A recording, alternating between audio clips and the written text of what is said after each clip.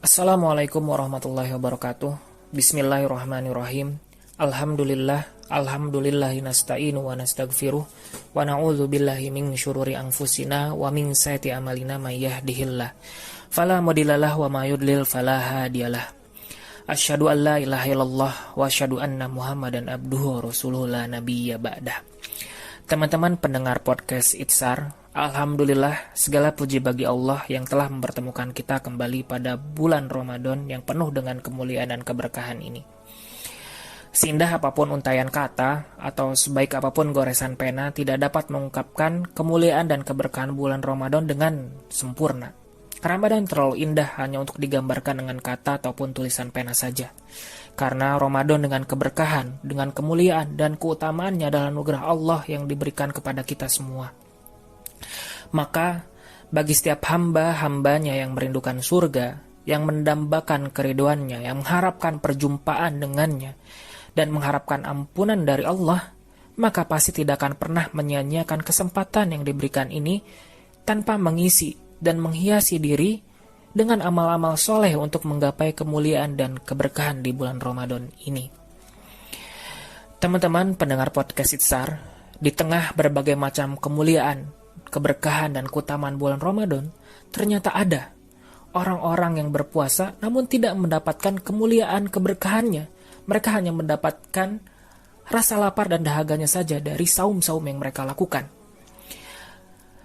Rasulullah pernah bersabda dalam sebuah hadis, riwayat atau broni dikatakan bahwa betapa banyak orang yang berpuasa, namun dia tidak mendapatkan dari puasanya tersebut kecuali rasa lapar dan dahaganya saja.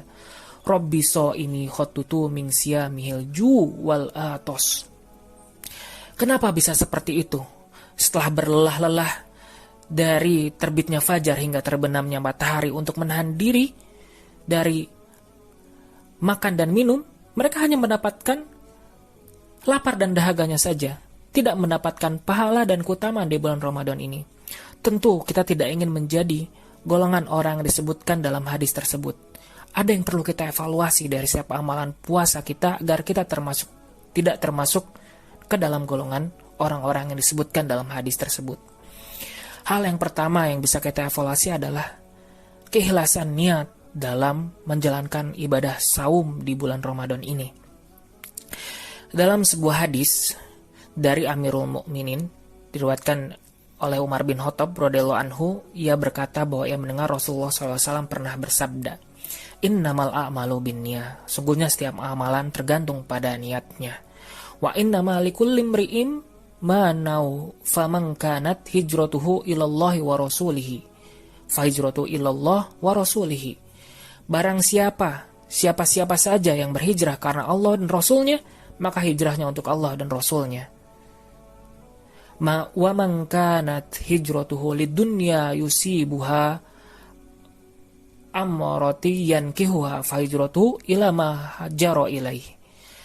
Barang siapa yang berhijrah karena mencari dunia atau karena wanita yang ingin dinikahinya, maka hijrahnya kepada yang ia tuju.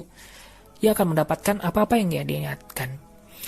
Ketika kita melakukan ibadah saum, tapi tanpa ada keikhlasan untuk Allah dan Rasulnya ibadah yang kita lakukan, maka akan sia-sia setiap amalan yang kita lakukan. Ketika ada niat-niat terselubung di dalam hati kita, dalam melaksanakan amal ibadah, ketika ada rasa lain, bukan hanya saja untuk Allah, dalam amal ibadah kita, itu akan menjadi merusak. Itu akan menurunkan kualitas, menghilangkan pahala dari setiap amal ibadah, dari setiap saum-saum kita, dari setiap tarawih yang kita lakukan, dari setiap tilawah dan qiyamul lail yang kita lakukan. Maka luruskanlah kembali niat kita. Untuk apa kita menjalankan setiap amal soleh dan ibadah di bulan Ramadan ini? Jangan sampai ada pengotor-pengotor dalam niat, dalam hati kita. Bersihkan, dan bersihkan. Agar niat kita tetap ikhlas kepada Allah dan Rasulnya dalam menjalankan setiap ibadah di bulan Ramadan ini. Yang kedua teman-teman, ada sebuah hadis yang mengatakan bahwa asyamu junnah, puasa adalah perisai.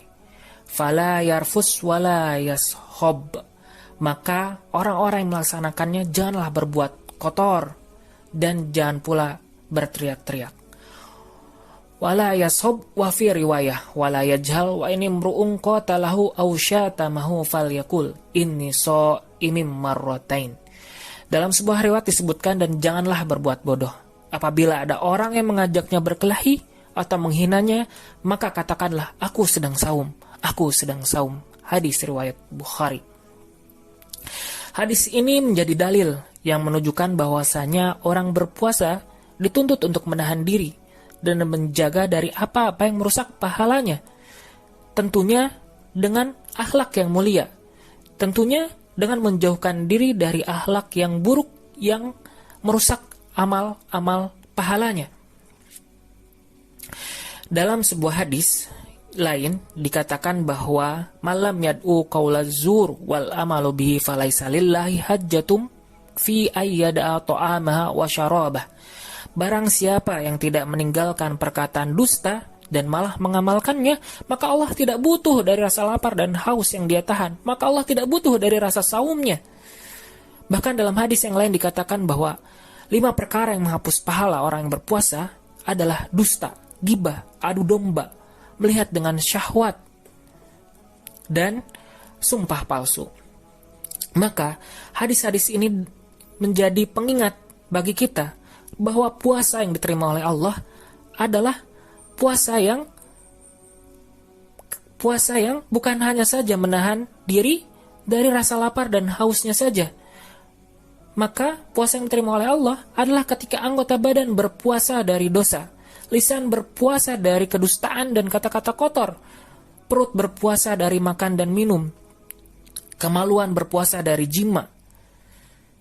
Maka berhati-hatilah ketika kita melaksanakan saum, kita hanya menjauhkan diri dari makan dan minum saja, tapi lisan kita tidak jaga, pendengaran tidak kita jaga, penglihatan tidak kita tundukkan dari hal-hal yang dilarang.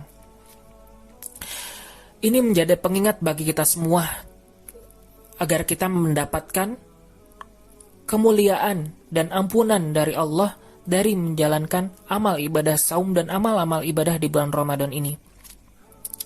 Ada salah satu hadis yang menjadi pengingat bagi kita semua agar jangan sampai kita menyia-nyiakan kesempatan di bulan Ramadan ini. Suatu ketika Rasulullah pernah naik mimbar, lalu beliau mengucapkan amin, amin, amin. Para sahabat bertanya setelah melihat kondisi tersebut. Ketika Rasulullah telah turun dari mimbar, mereka bertanya, Kenapa engkau berkata demikian, wahai Rasulullah? Kemudian Rasulullah bersabda, baru saja si Jibril berkata kepadaku, celakalah seorang hamba yang melewati Ramadan tanpa mendapatkan ampunan. Maka Rasulullah mengatakan amin.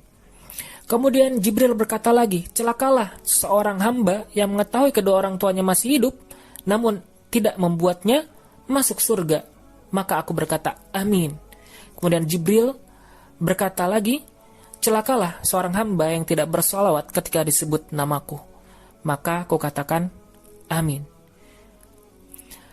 Teman-teman, pendengar podcast Isar, ini jadi salah satu bentuk evaluasi bagi kita, agar kita tidak termasuk golongan orang-orang yang dikatakan dalam hadis yang pertama disebutkan tadi, bahwa puasa kita hanya mendapatkan rasa lapar dan dahaganya saja.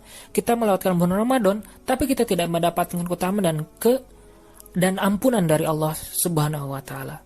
Maka perbaikilah kualitas dari ibadah saum kita dan amal-amal ibadah di bulan Ramadan ini. Wallahu a'lam bishawab. Walhamdulillahirabbil alamin.